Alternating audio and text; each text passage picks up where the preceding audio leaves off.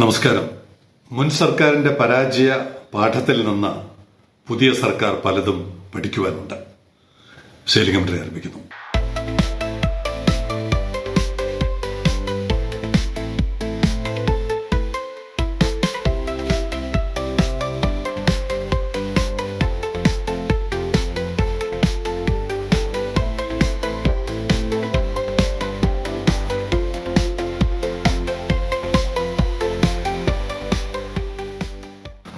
ശരീരത്തിന്റെ തല പോയാൽ മറ്റു ഭാഗങ്ങൾ കൊണ്ട് എന്തെങ്കിലും പ്രയോജനമുണ്ടോ? സംസ്ഥാനത്തിന്റെ തലസ്ഥാനം തളർന്നു പോയാൽ പിന്നെ സംസ്ഥാനത്തിന്റെ വളർച്ച മുരടിച്ചു പോകില്ലേ? കഴിഞ്ഞ 5 വർഷവും മനഃപൂർവ്വം തലസ്ഥാനത്തെ തകർക്കാൻ കാരണം ഇന്ന് കേരളം മുന്നോട്ട് പോകണമെങ്കിൽ 2026 തലസ്ഥാനത്തെ വളർത്തിയാലേ പറ്റുകയുള്ളൂ. തലസ്ഥാനത്തിന്റെ വളർച്ച മറ്റെല്ലാ ജില്ലകൾക്കും രാജ്യത്തിനും കൂടുതൽ വളർച്ച നൽകും. ഇത് മനഃപൂർവ്വം മറച്ചുവെച്ച് മനഃപൂർവ്വം ഇല്ലാതാക്കി മനഃപൂർവ്വം അട്ടിമറിച്ച പഴയ മന്ത്രിയുണ്ടല്ലോ, അദ്ദേഹം വീണ്ടും രംഗത്ത് വരികയാണ്. ചെയ്ത പാപങ്ങളെല്ലാം ജനങ്ങൾ മറന്നു എന്ന മട്ടിൽ പുതിയ സർക്കാരിനെ ആക്രമിക്കാൻ രംഗത്ത് വരികയാണ്. ഇതായിരിക്കണം പുതിയ സർക്കാരിന് ഒന്നാം തരം ഒരു ക്ലാസിക്കൽ ലെസൺ ഈ പഴയ വ്യവസായ മന്ത്രിയിൽ നിന്ന് പഠിക്കുവാനുണ്ട്. ഞങ്ങളെപ്പോലുള്ളവർ തീരെ നിസ്സാരക്കാരാണ്. ആനപ്പുറത്തിരിക്കുന്നവർക്ക് ഒരു ഉറുമ്പിനോളം വലിപ്പം മാത്രമേ ഞങ്ങളെപ്പോലുള്ളവരെ കുറിച്ച് തോന്നുകയുള്ളൂ. ആ ഉറുമ്പുകൾ പാറ്റകൾ അല്ലെ, പുതിയ കാലത്ത് പാറ്റകളാണ്. പാറ്റകൾ ഇങ്ങനെ പലതും വിളിച്ചു പറയും. അതൊന്നും കേൾക്കണ്ട, അതൊന്നും ചെവിക്കൊള്ളണ്ട, അതിനെയൊക്കെ ചവിട്ടി അരച്ച് ആനപ്പുറത്തിരുന്നുകൊണ്ട് ആനയുടെ കാലുകൊണ്ട് ചവിട്ടി അരച്ച് വിട്ടാൽ 5 വർഷം കഴിയുമ്പോൾ എന്തായിരിക്കും അനുഭവമെന്ന് പഴയ വ്യവസായ മന്ത്രിയും കൂട്ടുകാരും ഇപ്പൊ അനുഭവിക്കുന്നുണ്ട്. അതിലൊന്നും അവർക്ക് കാര്യമില്ല. കാരണം അവരടുത്ത 5 കൊല്ലവും പഴയ രാജാക്കന്മാരെ പോലെ ജീവിക്കേണ്ട വകകൾ എല്ലാം വകയിരുത്തിയിട്ടാണ് അവർ പരാജയപ്പെട്ടിരിക്കുന്നത്. അവർക്കറിയാം പരാജയപ്പെട്ടാലും ഞങ്ങൾക്ക് പിടിച്ചു നിൽക്കണം. അതുകൊണ്ട് അദ്ദേഹം ഈ നാടിന് ചെയ്ത ദ്രോഹം പുതിയ സർക്കാർ ഒന്ന് പഠിക്കുകയെങ്കിലും ചെയ്യണം, മനസ്സിലാക്കുകയെങ്കിലും ചെയ്യണം. ഇവിടെ ഒന്നാമതൊരു അവസരം അദ്ദേഹത്തിന്റെ കാലത്തും ഉണ്ടായിരുന്ന ഒരു അവസരമാണ്. അതൊന്നുകൂടി ഗവൺമെന്റ് അവതരിപ്പിക്കുകയാണ്, central government. The union government will invite applications from States four 50 industrial parks in the next 4 months under the newly launched Bhavya scheme. കേന്ദ്ര ഗവൺമെന്റ് ഒരു സ്കീം അനൗൺസ് ചെയ്തിട്ടുണ്ട്. കഴിഞ്ഞ ബജറ്റിൽ വന്നതാണ്. ഭാരത് ഔദ്യോഗിക് വികാസ് യോജന. അതാണ് ഭവ്യ സ്കീം എന്ന് പറഞ്ഞാൽ ഓരോ സംസ്ഥാനത്തിനും ഒരു ചലഞ്ച് പോലെ ഇൻഡസ്ട്രിയൽ പാർക്കുകൾ ഡെവലപ്പ് ചെയ്യാം. With the first 50 parks targeted to become operational within 3 years. ആദ്യത്തെ 50 പാർക്കുകൾ അടുത്ത 3 വർഷത്തിനകം പ്രവർത്തിച്ചു തുടങ്ങണം. ഇത് ചെയ്യാനായിരുന്നു കഴിഞ്ഞ 5 കൊല്ലവും അദ്ദേഹം ശ്രമിക്കേണ്ടിയിരുന്നത്. പക്ഷെ നിർഭാഗ്യവശാൽ അദ്ദേഹത്തിന് ഇങ്ങനെ ഒരു പ്രദേശമുണ്ടെന്നോ ഇവിടെ ഒരു തുറമുഖത്തിന്റെ സാധ്യതകളുണ്ടെന്നോ ലോകത്തിൽ അദ്ദേഹത്തിന് മാത്രം മനസ്സിലായില്ല, ബാക്കി എല്ലാവർക്കും മനസ്സിലായി. The Bharat Audyogik Vikas Yojana which received union cabinet approval on March 18, 2026 as a financial allocation of rupees 33,600 crore.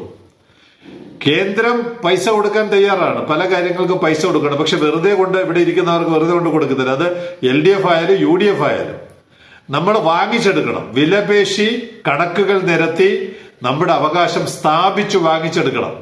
ഇന്ന് 950, ഞാൻ അവസാനം നോക്കുമ്പോൾ 951 കപ്പലുകളായി. ഇത്രയും കപ്പലുകൾ വന്ന് ട്രാൻസ്ഷിപ്മെന്റ് നടത്തിയ ഇന്ത്യയിലെ വേറൊരു പോർട്ടില്ല. ട്രാൻസ്ഷിപ്മെന്റ് നടത്തിയ വേറൊരു പോർട്ടില്ല. ഈ ട്രാൻസ്ഷിപ്മെന്റ് എന്ന് പറയുന്നതിലൂടെ കോടിക്കണക്കിന് രൂപയാണ് കേന്ദ്ര ഗവൺമെന്റിനും രാജ്യത്തെ വ്യവസായികൾക്കും ഈ തുറമുഖം നൽകുന്നതെന്ന ഒരു കണക്ക് ഇന്ന് വരെ ഒരാൾ പോലും കേന്ദ്രത്തിന്റെ മുമ്പാകെ അവതരിപ്പിച്ചിട്ടില്ല. അത് അവതരിപ്പിച്ചാൽ രാജ്യത്തിന് നേടിക്കൊടുത്ത വിദേശ നാണ്യത്തിന്റെ ഇനത്തിന് തുല്യമായ നിക്ഷേപം അല്ലെങ്കിൽ സാമ്പത്തിക സഹായം കേന്ദ്രം കേരളത്തിന് തരാൻ കടപ്പെട്ടിരിക്കുന്നു എന്നുള്ളത് ഈ കണക്കുകളിലൂടെ തെളിയിക്കാൻ പറ്റൂ. ഇവിടെയുള്ള മറ്റു പോർട്ടുകൾ രാജ്യത്തിന് ഇത് സംഭാവന ചെയ്തിട്ടുണ്ടോ എന്ന് നമുക്ക് ചോദിക്കാം. രാജ്യത്തെ വമ്പൻ പോർട്ടുകൾ നിങ്ങൾക്ക് ഇതുവരെയായിട്ട് ഈ രാജ്യത്തിന് സംഭാവന ചെയ്തിട്ടുണ്ടോ? ഞങ്ങൾ ചെയ്തിട്ടുണ്ട്, അതുകൊണ്ട് ഞങ്ങൾക്ക് അവകാശമുണ്ട്, ഇത് തന്നേ പറ്റൂ എന്ന് ചോദിക്കാനുള്ള ധൈര്യം UDF ഗവൺമെന്റ് കാണിക്കണം.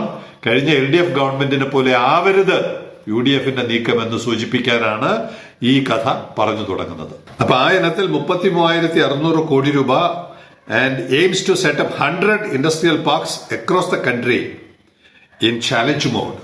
ചാലഞ്ച് മോഡാണ്, അല്ലാതെ വെറുതെ കിട്ടത്തില്ല.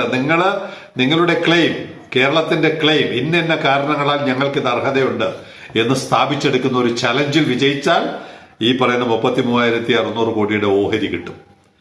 At the first stage, we are coming out with 25 parks for which we are requesting states to apply with the next 2 months. അടുത്ത 2 മാസത്തിനുള്ളിൽ അപേക്ഷ കൊടുക്കാൻ കേന്ദ്രം ഇങ്ങോട്ട് പറയുന്നു. കേന്ദ്രം ഇതൊന്നും പറയുന്നതിന് മുമ്പ് നമ്മൾ അങ്ങോട്ട് നമ്മുടെ പ്രൊപ്പോസലുമായിട്ട് പോകേണ്ടതാണ് യഥാർത്ഥത്തിൽ ചെയ്യേണ്ടത്. പക്ഷെ ഇപ്പോ കേന്ദ്രം ഇങ്ങോട്ട് ആവശ്യപ്പെടുന്നു. The parks will be typically be 100 to 1,000 acres. ഇപ്പൊ തന്നെ ചില ആളുകൾ രംഗത്ത് വരും. 1,000 acres. കേരളത്തിൽ എവിടെ 1,000 acres ഇരിക്കുന്നു? 20,000 ഏക്കർ ചില മുതലാളിമാരുടെ കൈവശം ഇരിക്കുന്നു എന്ന് പറഞ്ഞ് രാജമാണിക്ക് റിപ്പോർട്ടുണ്ട്.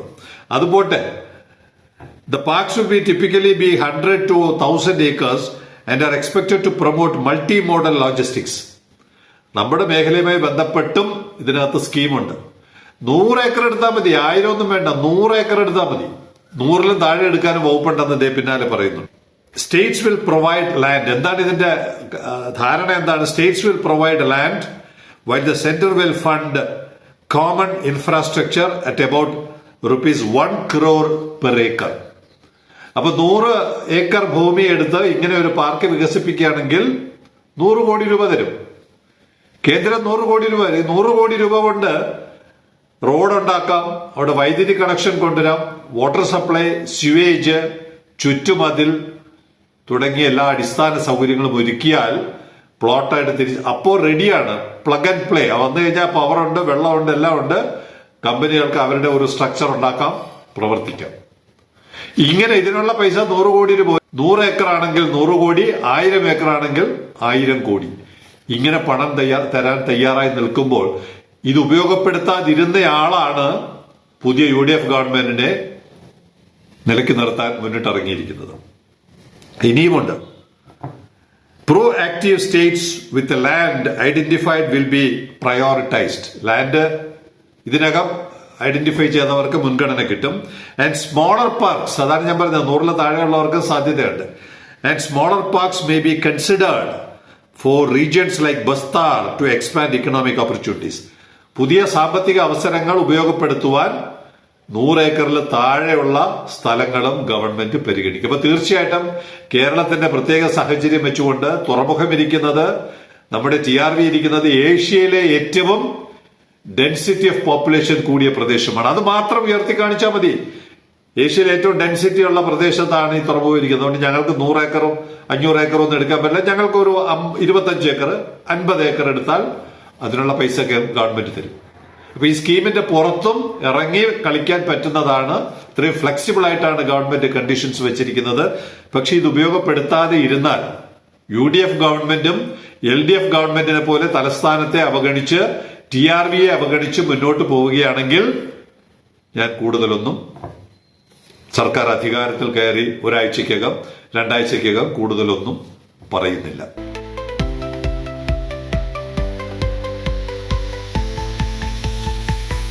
ഇനിയിപ്പോ ട്രിവാൻഡ്രം ട്രാക്കത്തോണില് ഈ ദിവസങ്ങൾ വൈകുന്നത് പറഞ്ഞ് പ്രേക്ഷകർക്ക് തന്നെ ഒരു ചെടിപ്പായി കാണും. വൈകുന്നുണ്ട്. പക്ഷെ അതല്ല, രാജു, വർക്കല സ്വദേശി രാജുവിന്റെ ഒരു ട്രാക്കത്തോൺ 21/5 3-4 ദിവസം മുമ്പ് യാത്ര തിരിച്ചിട്ടുണ്ട്. പോകേണ്ടത് ആദ്യമായിട്ട് കാലിഫോർണിയ, അമേരിക്കയുടെ പടിഞ്ഞാറൻ സൈഡ്, കാലിഫോർണിയയിലെ ഓക്ലൻഡ് എന്ന് പറയുന്ന പോർട്ടിലോട്ടാണ്. 60 ദിവസമാണ്. ദിവസമല്ല, ഇതിന്റെ ട്രാക്കിങ്ങിന്റെ ആദ്യമായിട്ടാണ് പസഫിക് കടന്ന് അമേരിക്കയിലെ long beach, Auckland, San Francisco, California തുടങ്ങിയ പ്രദേശങ്ങൾ ആദ്യമായിട്ടാണ് ട്രാക്കിങ്ങിൽ അവതരിപ്പിക്കാൻ പറ്റുന്നത്. അങ്ങനെയുള്ള പോകുന്നത് Kochi, Colombo, Shanghai, Auckland. 2 transshipment ഉണ്ട്. കൊളംബോയിലും ഷാങ്ഹായിലും ട്രാൻസ്ഷിപ്മെന്റ്, പിന്നെ ഓക്ലൻഡ്. TRV എന്നാണെങ്കിൽ നേരിട്ടെന്ന് പറയുന്നില്ല, ഒരു ട്രാൻസ്ഷിപ്മെന്റ് ചിലപ്പോ ഒരു ട്രാൻസ്ഷിപ്മെന്റ് ഉണ്ടാവാം. ഇല്ലെങ്കിൽ ട്രാൻസ്ഷിപ്മെന്റ് ഇല്ലാതെ പോർട്ടുകൾ കയറി നേരിട്ട് പോകുന്ന തരത്തിൽ ഇപ്പോഴില്ല, ഭാവിയിൽ അത്തരം യാത്രകൾ, വോയേജുകൾ വരാൻ സാധ്യതയുണ്ട്. എന്തായാലും രാജുവിന്റെ ഈ ട്രാക്കിംഗ് കാലിഫോർണിയയിൽ നമ്മളെ എത്തിച്ചിരിക്കുകയാണ്. പണ്ട് നാടോടിക്കാറ്റിലാണെന്ന് തോന്നുന്നു, കാലിഫോർണിയയിലോട്ട് ചരക്കും കൊണ്ടുപോകുന്ന ഒരു ഉരു നിങ്ങൾക്ക് വേണ്ടി ദുബായിലോട്ട് ഞാൻ തിരിച്ചുവിടാം. മാമുക്കോയുടെ പ്രശസ്തമായ കാലിഫോർണിയ കഥ ഇപ്പോൾ പെട്ടെന്ന് ഓർമ്മ വന്നു.